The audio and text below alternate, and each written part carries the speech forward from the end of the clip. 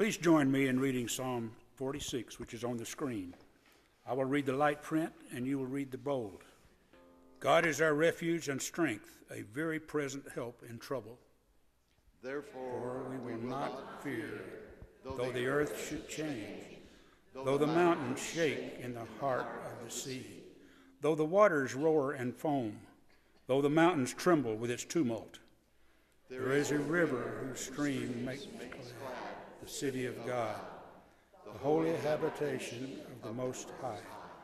God is in the midst of the city which shall not be moved. God will help it at the dawn of the day. The nations rage, the kingdoms totter, God's force resounds, the earth melts. The Lord of hosts is with us.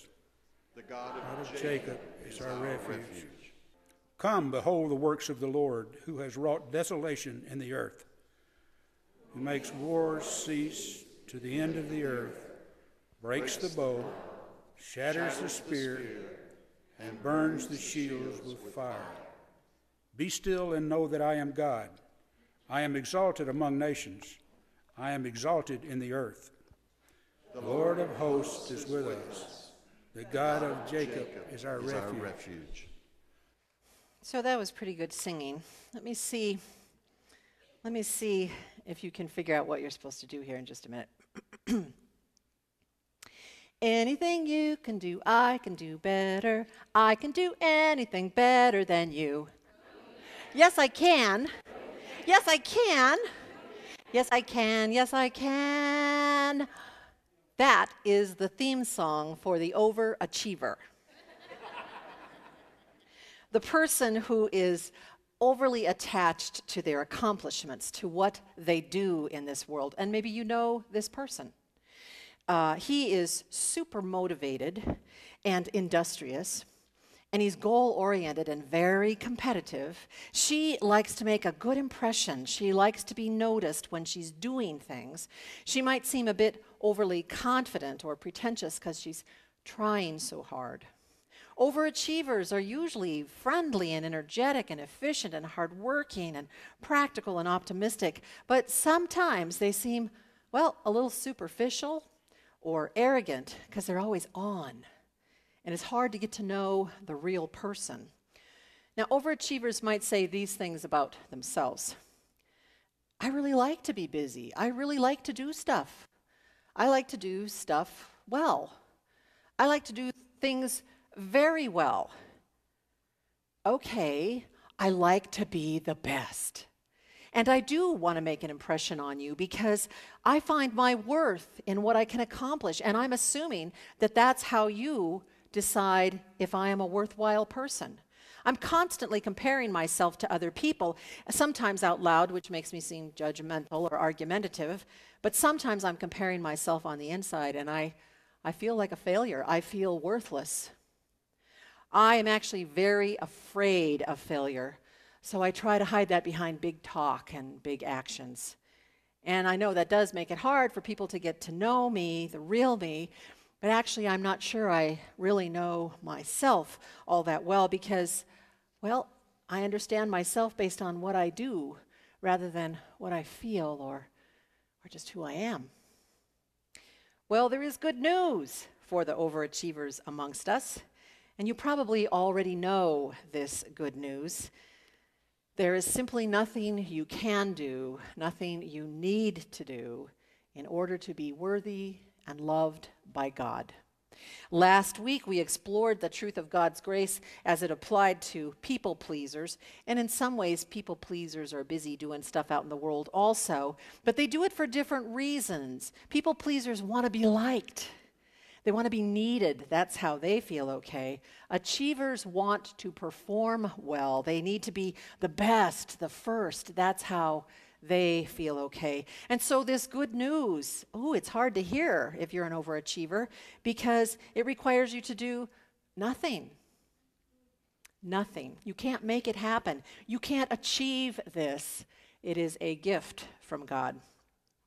In Psalm 146, we noticed that the verses are full of human performance being failures and violence at every turn. And in the same scripture, we find that God is the source of all strength, all power, all transformations. And then late in the psalm, God speaks, "Be still and know that I am God." Now, sometimes as we were using it in the service today, we hear that as a quiet call to a meditative place. Sometimes, though, we can hear it come from the scriptures loud, "Be still and know that I am God."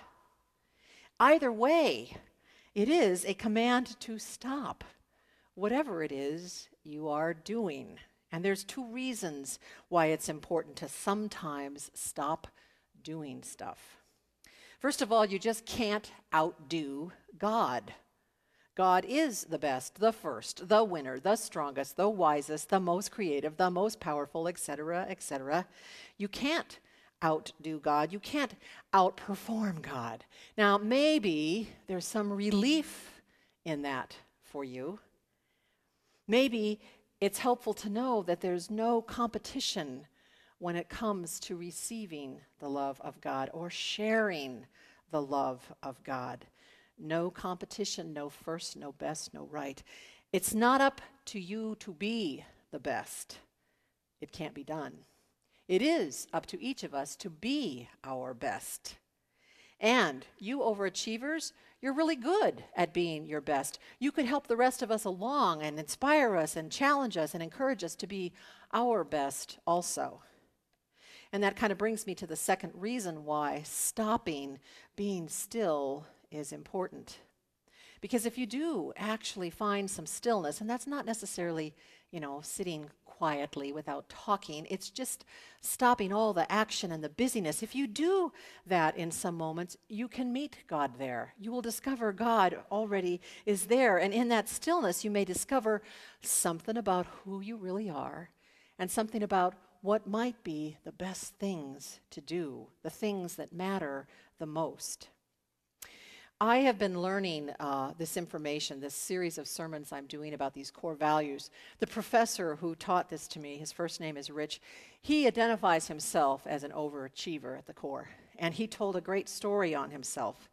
He went on a retreat, he was invited to go on a retreat, a spiritual retreat, and every morning after breakfast, the rule was that each person on the retreat would be assigned 3 hours of work that they were to do by themselves. This, of course, makes an overachiever very happy. And so he was asked to clean the kitchen. Not only did he clean the kitchen, he organized all of the things. He took an inventory, he counted all the silverware, he knew what spices were needed. He was over the top and very proud of himself. The next morning, the monk asked him if he would go outside and spend the 3 hours just doing chopping some wood and stacking it, just making a dent in the pile of logs that were there. Of course, he did it all. He just had it all chopped and all stacked, and it was fantastic, and he was very, very proud of himself.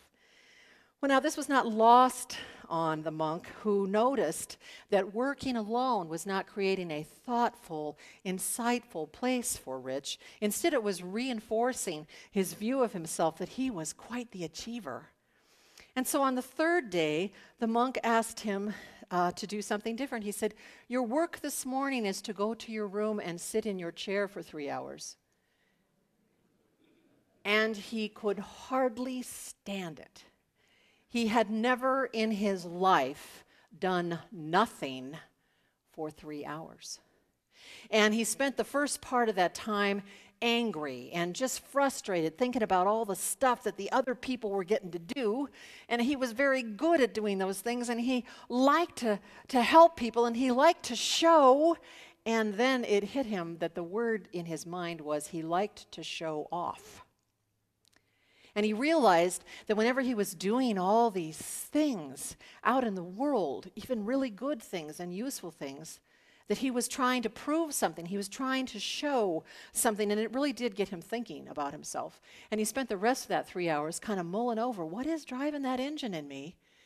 And at the end of that first 3 hours, he found himself kind of peace-filled for the first time in a long time. He couldn't remember when he felt kind of quiet inside. And so the monk assigned him to 3 hours of sitting in his chair every day for the rest of the retreat. And that idea of being still became part of his practice, his personal practice. And it helped him to know the difference between when he was doing stuff to prove something and when he could truly be useful and helpful to other people. He began to understand the difference between a motive that was all about Rich and a motive that was truly about others.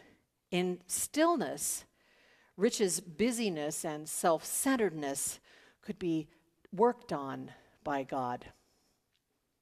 Now, if we look to Jesus, we see that Jesus accomplished a tremendous amount in his brief time of ministry.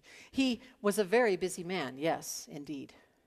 But we see that Jesus regularly took time alone to be still, to let God lead in his life. We see that because of this, when we see Jesus, we see God. We see that his accomplishments weren't ever to bolster his own self-worth in some way, but rather they were truly to be gifts for the benefit of all of us. The words, "Be still and know that I am God," don't have the word "please" in front of them. It's not a little suggestion, it's a command. For all the ways in which we as individuals have lots of activities and lots of responsibilities in our lives, God is commanding each of us to be still, to make a place for God's wisdom and power and creative and loving spirit to work in us. And then, following Jesus' example, we can have that wisdom and power and creative spirit of God working in our lives and through our lives into our families, into our friends, into our workplaces, into just how we live so that our faith matters. And as a church, I think also we need to spend some moments in some stillness. It's not the same thing as just sitting around being quiet. It's just some discerning stillness where we are prayerful and open-minded and open-hearted, and we can be refreshed and renewed, and we can get a little word from God in that still place to discern how we're moving forward together so that our faith truly matters. We can see the stuff we do, the work we do, with a little different eyes. Be still. God is right here with us, right now. And I hear God, and God is laughing, and God is singing, "Oh, my children, anything you can do, I can do better. I can do anything better than you." That's the challenge and the invitation that does come to us, to let God in and let God lead in all things. Amen.